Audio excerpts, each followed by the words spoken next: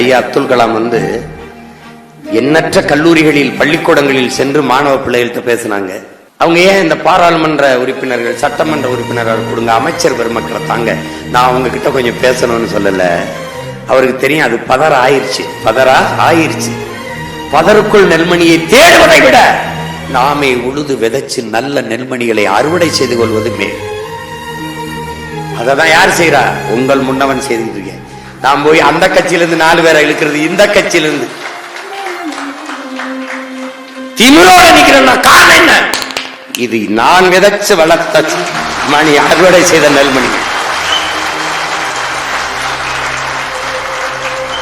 அன்பு பிள்ளைகளே, நாம் பெற்றிருக்கிற ஒவ்வொரு வாக்கும் ஊடகத்தை எந்த கொம்பனாலும் தொட முடியாத மிக மதிப்புமிக்க வாக்குகள்.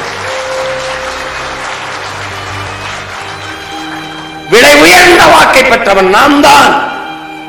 பல்வேறு நாடுகளில் பழகி வாழக்கூடிய நம்ம உடன் பிறந்தார்கள் ₹1,00,000 மேலே செலவு பண்ணி ஒத்தை வாக்கை செலுத்தி விட்டு செல்கிறார்கள் என்றால் அவ்வளவு மதிப்புமிக்க வாக்கு.